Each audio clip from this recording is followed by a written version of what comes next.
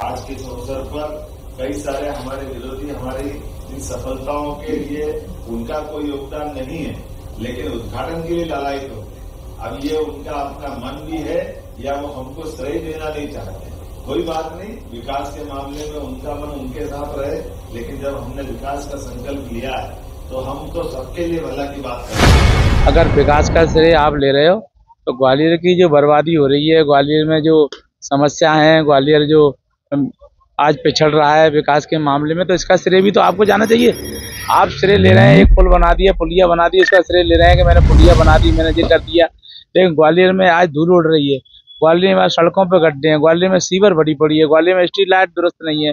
ग्वालियर विकास के पायदान पे पिछड़ता जा रहा है। एक समय में जब कांग्रेस का जमाना था, ग्वालियर नंबर 1 था पायदान विकास में, जो महानगरों में। आज महानगरों में ग्वालियर की स्थिति जो हो रही है, सबसे पिछड़ गया। तो ग्वालियर प्रदूषण के मामले में नंबर 1 है, ग्वालियर गड्ढों के मामले में नंबर 1 है, सीवर समस्या के मामले में नंबर 1 है। तो इसका श्रेय भी तो आपको ही जाना चाहिए ना। नहीं, मैं ये नहीं कहूँगा कि सरकार डर गई, मैं कहूँगा कि संवेदनशील सरकार को आभार कि उन्होंने हमारी बात को समझा, उन्होंने जनता की पीड़ा को समझा।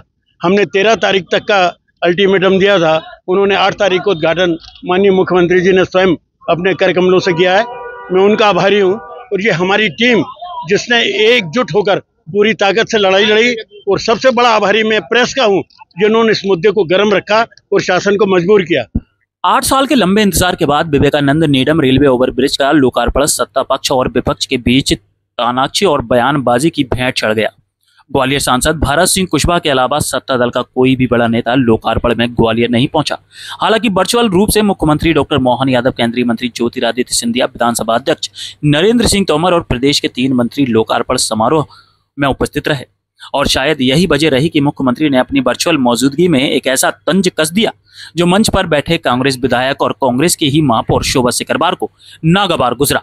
और यही नहीं, ग्वालियर के भाजपा नेताओं की गुटबाजी को लेकर भी सीएम ने इशारों में समझाइश दे दी। पिछले दिनों अपने लोकार्पण को लेकर विवादों में रहे विवेकानंद नीडम आरोपी का लोकार्पण भी राजनीतिक बयानों का अखाड़ा बनकर रह गया। दरअसल पिछले दिनों आरोपी के बनने के बाद भी जब आवागमन शुरू नहीं हुआ तो समाज सेवी और भाजपा के पूर्व जिला अध्यक्ष राज चड्ढा ने शासन प्रशासन को चेतावनी देते हुए 13 तारीख को इस ब्रिज को जनता द्वारा लोकार्पित करने का ऐलान किया था। वहीं दूसरी तरफ कांग्रेस विधायक सतीश सिकरवार ने भी लोकार्पण नहीं होने पर 7 अप्रैल को शहर की जनता के साथ ब्रिज को खोलने की बात कही थी। वहीं भाजपा में भी गुटबाजी के चलते मामला केंद्रीय मंत्री सिंधिया और विधानसभा अध्यक्ष नरेंद्र सिंह तोमर के बीच भी तानातनी भी जग जाहिर है।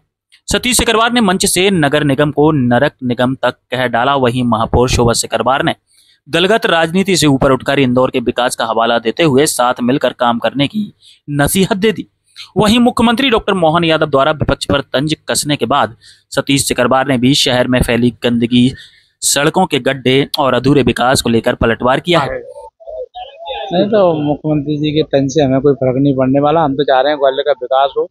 अगर विकास का श्रेय आप ले रहे हो तो ग्वालियर की जो बर्बादी हो रही है, ग्वालियर में जो समस्या है, ग्वालियर जो आज पिछड़ रहा है विकास के मामले में, तो इसका श्रेय भी तो आपको जाना चाहिए। आप श्रेय ले रहे हैं, एक पुल बना दिया, पुलिया बना दी, उसका श्रेय ले रहे हैं कि मैंने पुलिया बना दी, मैंने ये कर दिया।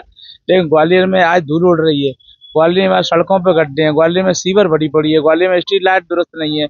ग्वालियर विकास के पायदान पे पिछड़ता जा रहा है। एक समय में जब कांग्रेस का जमाना था, ग्वालियर नंबर 1 था पायदान विकास में, जो महानगरों में। आज महानगरों में ग्वालियर की स्थिति जो हो रही है, सबसे पिछड़ गया। तो ग्वालियर प्रदूषण के मामले में नंबर 1 है, ग्वालियर गड्ढों के मामले में नंबर 1 है, सीवर समस्या के मामले में नंबर 1 है। तो इसका श्रेय भी तो आपको ही जाना चाहिए ना। तो मेरा केवल मिला के कहना है कि लेकिन अगर ग्वालियर का विकास करना है तो हमें दिल बड़ा करना चाहिए, हृदय बड़ा करना चाहिए, और दलगत भावनाओं से ऊपर उठकर, जैसे इंदौर के लोग इंदौर के बारे में सोचते हैं, अपने शहर के बारे में सोचते हैं, ऐसे ही हमें सोचना चाहिए। श्रेय की बात नहीं है, और श्रेय तो आप लोगों के यहाँ दल में जो दलदल मचा हुआ है भारतीय जनता पार्टी में, श्रेय लेने की होड़ में ये सब चीजें गर्त में जा रहा है ग्वालियर। वहीं सांसद भारत सिंह कुशवाहा से मुख्यमंत्री के तंज के विषय में पूछा गया तो उन्होंने पल्ला झाड़ते हुए कहा कि सभी को बधाई हो, यार हाल जो भी हो, लेकिन आम जनता को इस आरोपी से बड़ा लाभ होने वाला है। यह ब्रिज इस एरिया के लगभग 2 लाख से ज्यादा लोगों के आवागमन का सुगम साधन साबित होगा। भारतीय जनता पार्टी की सरकार, डबल इंजन की सरकार लगातार हमारे ग्वालियर के विकास के लिए कोई कसर। वहीं इस ब्रिज के लोकार्पण से संतुष्ट हुए समाज सेवी राज चड्ढा ने अपनी टीम और इस पुल के लोकार्पण के लिए अभियान में शामिल होने वाले लोगों का अभिनंदन किया।